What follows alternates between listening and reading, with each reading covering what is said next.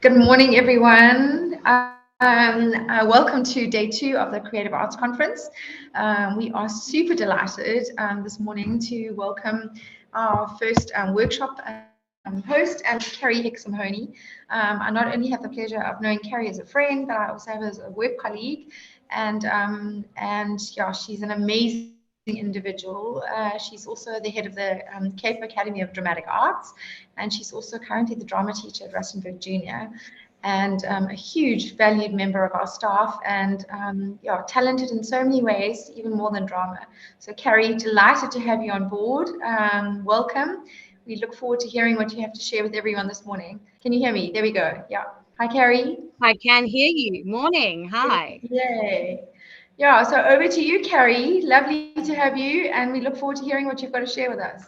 Thank you so much, Pam. I hope everybody is comfy and has a nice cup of coffee. I just got one delivered to me because it's a little chilly this morning, but we'll warm up. I believe that everything's been going so well this morning and yesterday. So nice to be in this space.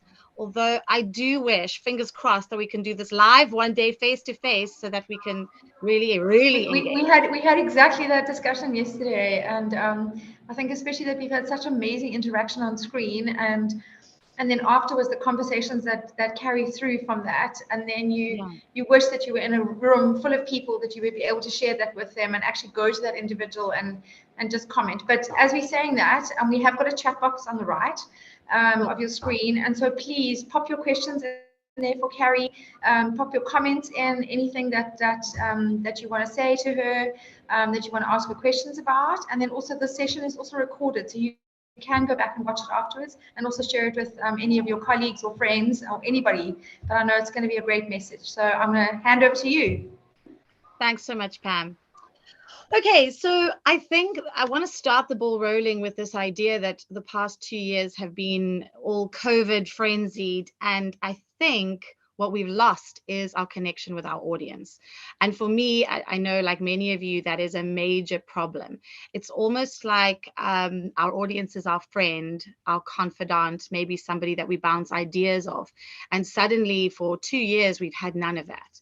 Um, and it really doesn't sit well with me. I feel very angsty about this subject. And now that we're getting out of it, I feel like we've got to just throw those proverbial masks away and just get into it, back into it.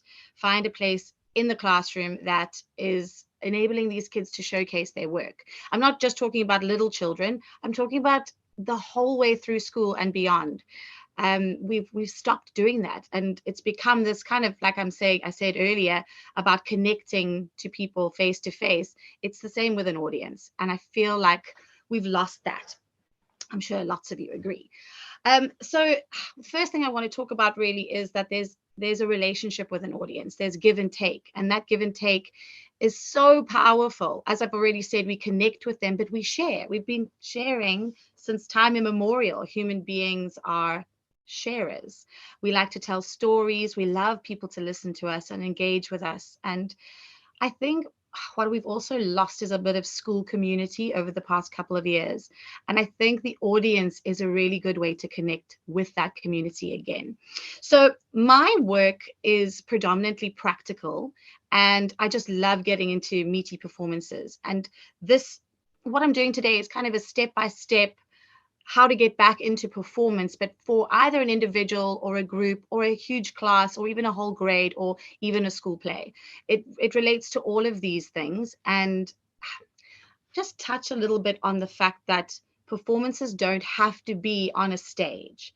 I think a lot of people think, oh, well, we don't have the budget for a school play, or it's too much work, or it's not right for us right now. Ultimately, there are various ways that we can perform. I'll go through a little bit of a list later when I go through a slideshow, but the idea is to make performance happen.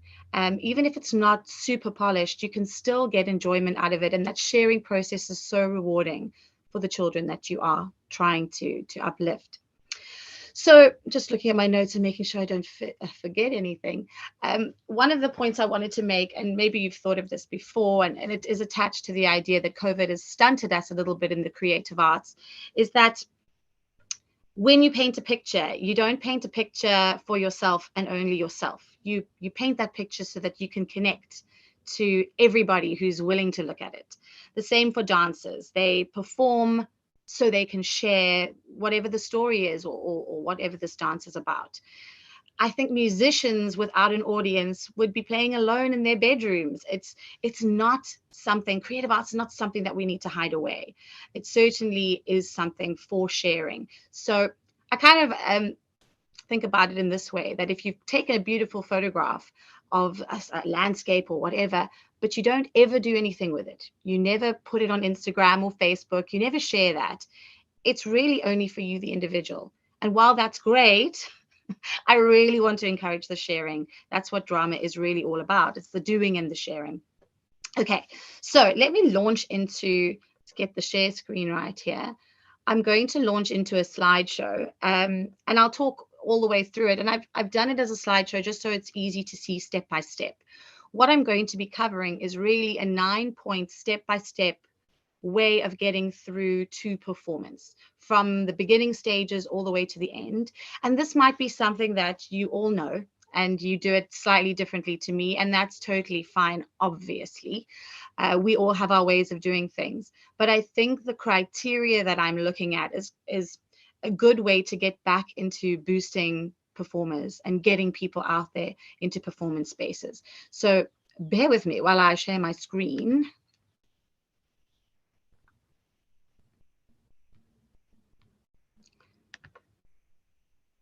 I'm only a little bit tech savvy, not very tech savvy. There we go. All right. Okay, so you can all hear me, I hope. All right, so first of all, I've already discussed a little bit about the understanding of the relationship between the audience and the performer. And just to recap that very briefly, the audience can be a friend, a confidant, a sounding board, and a community. And it really does help to build that community. There's definitely a relationship. It's like having a friend, right, to bounce those ideas off. And COVID made us miss our friends terribly. So this give and take, this relationship from both sides, allows us to connect and to plant the seeds of ideas, to involve people, to share, and also to inspire. Whenever I watch a performance, I'm unbelievably inspired by just things that I didn't think of before. Moving on here, this is a little list, an idea list that I put together because I really believe that performance doesn't only have to take place on a stage, as I said. So obviously we've got school plays. We can put on those school plays. If you're lucky enough to get a great budget, work within your budget, obviously, and put something out there because parents love to watch. So that's number one. But if you don't have the budget and you don't have the means to perform school plays, maybe it's a time constraint thing, maybe you just don't have the space to do it, then school festivals are a really cool way to do it. They're usually inexpensive. They're usually at big national theaters, so you can slide in. The children feel so alive being on those stages. It's such a pleasure to watch them grow on a big stage, and they're getting to see other performances usually as well. School assembly I've put here because this is a space where we all get together. You've got a captive audience. Why not introduce the idea of having a little skit that is polished, something that they're working towards, maybe it's poetry recital, whatever it may be, slide it into that arena where you've got the rest of the school there watching and wanting to be entertained. Something that we do at Rustenburg within the sort of it's more music than it is drama or dance, but occasionally we do have dancing. There's a break time arena where children are eating and playing, but they also have the ability to watch at the same time. So either do it in a space like your school hall or go around the playground doing, little spontaneous performances and see the crowd that gathers. It might be interesting. It's a lovely way to share, and I don't think people are tapping into that. Our break time performances are usually music, and it's usually formally in our school hall, but that doesn't mean it has to be that. Let's get creative. I really am into that idea of growing this creativity and being spontaneous. Move around the school, make it different every time you do it. And it might appeal to different grades. You might be aiming something at a specific grade, or maybe you want to do a little showcase outside the staff room for the staff. It's really up to you. I think that the bottom line is, let's do it. Let's get there. Let's get performing. Then the next few are a little bit more formal in terms of the event types. I'm going to jump to the bottom, which is a studio showcase. And that's more for little groups, maybe if you've got your own private studio, or whether the school has a drama club, something like that, where you could do a showcase and invite selected parents, maybe the parents of the performers, or if you have a governing body at school, maybe you'd invite them along to watch. Then just joining on to that are parent evenings and other school events. So give an opportunity to your learners to entertain or break the ice at the beginning of one of those events. I often find that school events are incredibly formal. As wonderful as speakers are, we need to have this, I don't know, an icebreaker, something that makes people feel at ease and they're smiling at the beginning of those events. And sometimes those events can go on for ages and it breaks it. You could even have an intermission with a little production, and it could be something so simple as a song from the choir, or a play from the drama group, or a poem recited by a class or a grade. I think you've got to be creative and find ways to do it. Then obviously Eisteddfods is another good way to showcase. Sometimes I think these Eisteddfods lately have gone very digital. So we're climbing back, we're clawing our way out of the COVID hole. And I've just recently adjudicated a live Eisteddfod, and it was so wonderful to see kind of children breaking out of their molds. So Eisteddfods, let's go back to doing it live. I encourage it. I know sometimes it's easier to make a recording, but the magic is definitely lost a little bit when you record and you re-record and you re-record again because somebody isn't happy with what they've done, or you're not happy with what they've done. So it becomes this fight to to record the perfect piece. Anyway, I think let's get back to live. Let's get back into it. That's my passion. Okay, so here are my little step-by-step tasks that you can do with learners, and you can do it, as I said, with an individual, or you can do small groups, classes, grades, even studio groups. It's just a nice base from which to work. All right, so the number one, the top one, the one that I think is incredibly important is choosing material. And I've written there, choose inspiring material, because the children, or whoever it is that you're teaching, need to want to do it. I think that's something we miss out on. We know what the children are capable of, so we just give them something and they will do it well. But if the passion isn't there, and maybe you can get them to a passionate point, but if the passion isn't there from the beginning, then you're going to lose their attention. Maybe they aren't going to grow as much as they would if they really love what they're doing. So I try wherever possible to let my learners choose something based on their interests. In the past, I've just been doing some recitals with private students, and they've chosen to do things like cats, things that they really love. And then we find a lot of material on that subject matter, and it really boosts their passion. They can't wait to do it every week. So doing something that they're passionate about is ideal. The other thing I want to talk about here, excuse me, taking a sip of my coffee, is to balance ability and goals. So a lot of the time when you're giving somebody a piece, you aren't necessarily thinking about the growth. You're thinking of maybe something that suits that particular learner or the particular group. And we don't see as much growth as we would if there was far more challenge to it. So what I want to talk about here is just balancing the ability of the learner and the goal that you had in mind, what you want that learner to achieve eventually. You don't want there to be a piece that's too easy or something they just jump into and they can do. And of course, you will have students that are incredibly talented and gifted, but there's always some way to go from there. I think that's an important thing to know. And I'll go back to how we cultivate performers right at the end, just in terms of feedback. But firstly, balancing goals unbelievably good idea. Secondly, understand the text. Here we have this, I've written here, analyze and facilitate discovery. So when you're analyzing the text, obviously you understand what the piece is about. We hope you do, but the learner doesn't. So if you allow this facilitation of discovery, then they will find out for themselves what the piece is about. They'll be able to analyze, they will grow in that. Explain any unknown detail, obviously, but let the learner lead you there. And this jumps to the next little point, which is interpret. So the interpretation of whatever the piece is needs to come largely from the learner. You can guide them, of course, but finding a stance, discussing that stance, how are we looking at this? How are we interpreting this? What message do we want to pass on to our audience? Look at subtext, explain what that is. Even at a young age, they can understand that. Use it and grow into a direction that you want to move in. Then moving on to the next slide, characterize. Now, characterization, I suppose it depends on the age of your learner, what you can expose them to.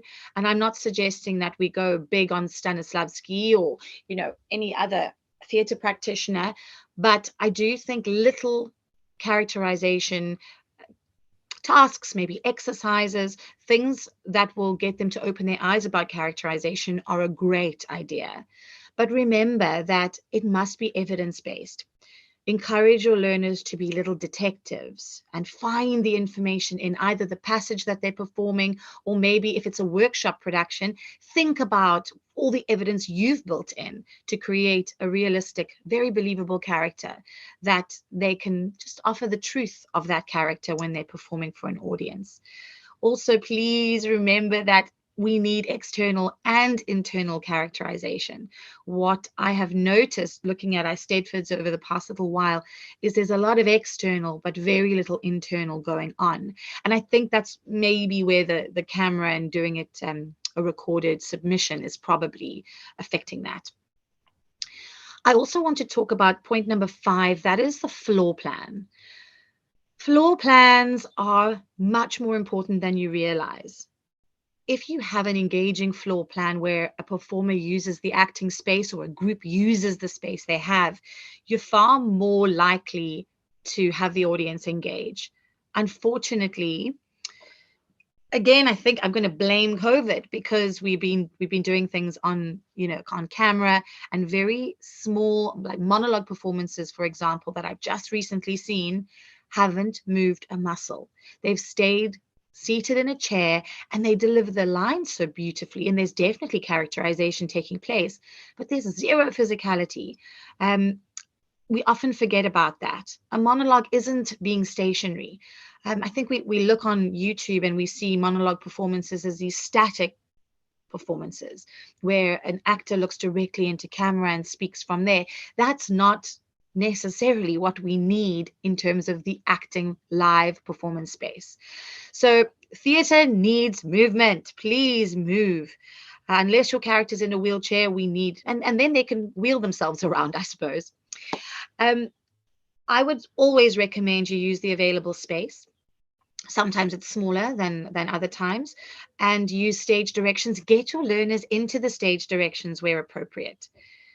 Please note that the motivation of the movement must be there, and that comes with your interpretation and how you've analyzed the piece that you're performing. So if it's motivated, if the character knows why they're doing what they're doing, then you've won, and it's going to be interesting and engaging for the audience. Now, you might disagree with me on point number 6 here, to put speech in here, but I quite like the idea of attacking speech aspects after you've already analyzed, characterized. You can try and milk your way into a really, really good speech attack. So obviously clarity and audibility are, obviously important, but modulation attaches to the characterization so well, that emotional connection with the characters. So try to get that in. You might decide to put speech in far earlier in your process, but I quite like to do it once there's some analysis done. Okay, let's go on to the next slide. All right, these are my last 3 points. And I think quite important here, this is the sort of more cultivation side of things. You can see my little pot plant at the bottom there. So number 7 is memory. I feel like memory and having the learners memorize their words far in advance is always better. They can grow with the lines rather than just knowing them the week before or even the night before, which causes, there's a lack of growth. So that's the first part of the memory side of things. But the second part is that confidence really grows with that preparation. If they know the lines way in advance, they will feel like it's second nature to them, and nervousness isn't going to be as hectic if they just learned it the night before and they're still grappling for the lines. So I love my learners to go into performance feeling like they've got this. Even though they're nervous, they are ready. And you can relax and you're not biting your nails in the wings there. Point number 8 is spontaneity. And this is that gutsy timing thing that we want. We want the performers to be performing as if it's happening for the very first time. And what I generally tell my learners is to live in the moment. When they get on that stage, they are that character in that moment. Engage with the people around you, react to the unseen characters if there are some, react to your peers if you're acting in a group, but do it as if it is in the now. Spontaneity is often lost with over rehearsal. And that doesn't mean that they've over rehearsed their lines. It means that you've milked and milked and milked and milked something that is way past, perfection or readiness. So yeah, encourage the spontaneity, and you can do that at several points through the process. Just remind them to engage. But I have it right at the end of my system, so you can pop it anywhere really. The last point, and I touched on this earlier, is growing the performer, the individual. So I've put a little pot plant there because I'm going to give you the analogy of growing a pot plant, growing your performer. Your performer is the pot plant. So first of all, in order to keep the plant growing, we need to give them constructive criticism. We need to tell them where they can grow, the weaker areas. But it's so important not to just knock, knock, knock. It's important to praise as well. Find the things that they are doing successfully, even if they are small areas, because I equate the praising to the watering of the plant. The plant needs both food and the water. So you've got to keep a balance of your praise and critique.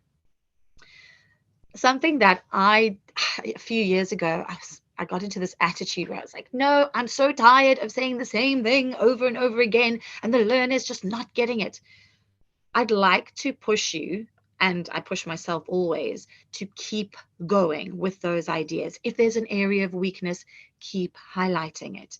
It's not to flog the dead horse. It is to say, I'm still with you. I want you to grow so much that I'm going to keep at it with this particular point. And the last little point, and this kind of goes hand in hand with pushing the weaker areas, is sometimes you need to show your learners. Get up onto the stage, get into the acting area, and let them watch you do what you think they're doing. Give them options. Sometimes, okay, we can do it this way, or we can rather try something new. How about this? And give them an example of something that could change what they do. The idea is not to have them copy you. It's to have the penny drop in a visual and audio way, so that you're not just telling them instructions and directions, you're actually giving them an option to check it out for themselves and say, oh, actually that worked better. All right, so those are my 9 steps. You can obviously go back to the spreadsheet, slideshow, and you can go through them again once the recording is complete. But my main message is to get back into it, get with the program, make it happen, and step up. Thank you, Carey. You've inspired a lot of people. We had 90 people in the session with us, and hopefully you can see the comments on the chat on the right-hand side. There are a lot of people some that are working online, some that are teaching drama online, some that are new to actually teaching drama as a subject. So, Carey, if okay with you, I've already actually offered to share your slides. No, I hope that's fine. Absolutely. Sorry. No, I said that's absolutely fine. And I'm loving reading all of these messages. Oh, Yeah. yay. Yeah. No. So Oh, thank you. and Carey, the way you teach and the way you it came across so fantastically on your presentation and just in your words as well. So we'd love to share this slide. So we will do that. We'll pop them into a link in the chat underneath this session, so everybody can go back and access them. So thank you, Carey. Happy Saturday. I know it's a busy Saturday for you. It is. Now I'm going to go to a baby.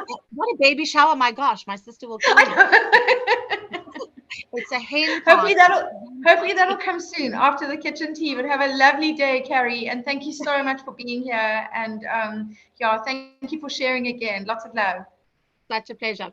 Bye. Thanks, everyone.